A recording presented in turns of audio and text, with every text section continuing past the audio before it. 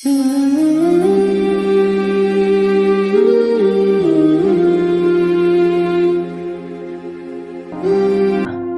Subhanahu wa taala berfirman di dalam Al-Qur'an, "Wa wassaynal insana biwalidayhi ihsana. Hamalathu ummuhu kurhan wa wada'athu kurha." Allah Subhanahu wa taala berwasiat kepada kita semua sebagai anak bahwasanya ada orang yang paling berjasa di dalam hidup kita. Jasanya tidak bisa diukur dengan apapun. Perjuangannya tidak bisa dibayar dengan cara apapun. Siapa dia? Dialah ibu kita. Ibu kita yang selama mengandung dengan susah payah, setelah itu menyusui kita dengan susah payah. Ini adalah perjuangan yang tidak bisa dilakukan oleh siapapun, hanya bisa dilakukan oleh ibu-ibu kita. Maka wajar kalau Nabi SAW suatu ketika mengaminkan doanya Jibril alaihissalam. Jadi Nabi menaiki anak tangga mimbar beliau, kemudian mendengarkan Jibril alaihissalam berdoa dari langit. Apa kata Jibril?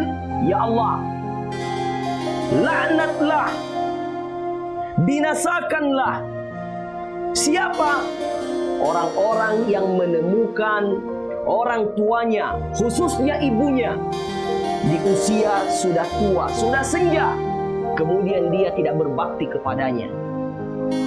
Maka Rasulullah SAW langsung mengaminkan, amin, kata Rasulullah SAW. Maka sungguh satu kebinasaan yang besar bagi orang-orang yang menemukan orang tuanya di usia senja, sudah tua, sudah renta, kemudian dia tidak memberikan pelayanan terbaiknya. Maka daripada itu sahabat Quran yang dimuliakan dan juga dirahmati oleh Allah Subhanahu wa taala. Bahkan selalu kita dengarkan hadisnya Nabi sallallahu alaihi wasallam, ridallah fi ridal walidain wa sukhtullah fi sukhtil walidain. Ridhonya Allah terletak pada ridhonya orang tua, khususnya kepada ibu.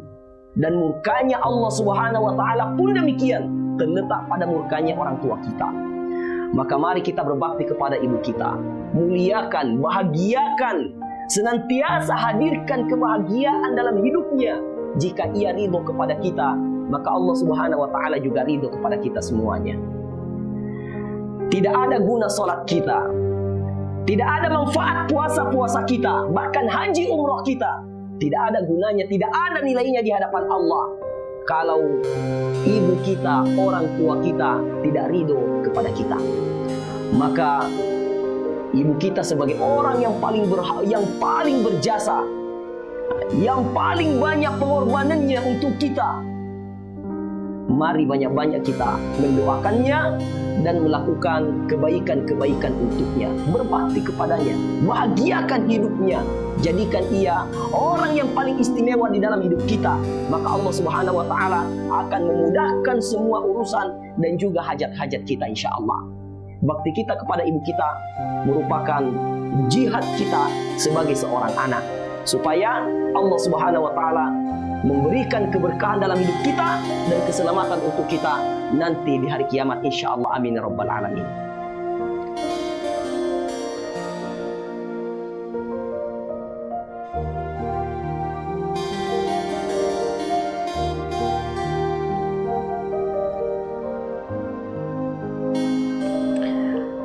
Maka daripada itu sahabat Quran yang dimuliakan oleh Allah Subhanahu wa taala, kita sebagai orang-orang yang beriman, bakti kita kepada kedua orang tua kita, kepada ibu bapak kita, itu tidak mengenal waktu. Kapanpun, setiap waktu, setiap saat, bakti kita selalu mengalir untuknya. Namun ada hari, ada momen, yaitu tanggal 22 Desember merupakan hari ibu. Tidak ada salahnya jika kita melebihkan bakti kita kepada kedua orang tua kita pada hari tersebut, khususnya ibu kita. Kita ajak jalan-jalan, kita bawa dia dalam keceriaan, kita membawa dia untuk belanja, membeli sesuatu yang paling dia senangi. Karena selama ini kita sebagai anak mungkin banyak jalan-jalan, sedangkan ibu kita cuma di rumah saja, merenung, berpikir, menyendiri, dan lain-lain. Mungkin kita banyak liburan kemana-mana, sering belanja ini dan itu. maka kali ini lebihkanlah waktu untuknya. Kita belikan sesuatu yang dia sukai, makanan yang paling dia inginkan, kemudian bawalah ia dalam suasana bahagia, senang-senang, entah itu ke tempat yang baik, ke tempat yang dia bisa menghadirkan suasana keceriaan, supaya dia juga mampu merasakan nikmat-nikmat yang bersumber dari anaknya sebagai wasilahnya. Jadi seperti itu sahabat Quran yang dimuliakan Allah Subhanahu wa taala.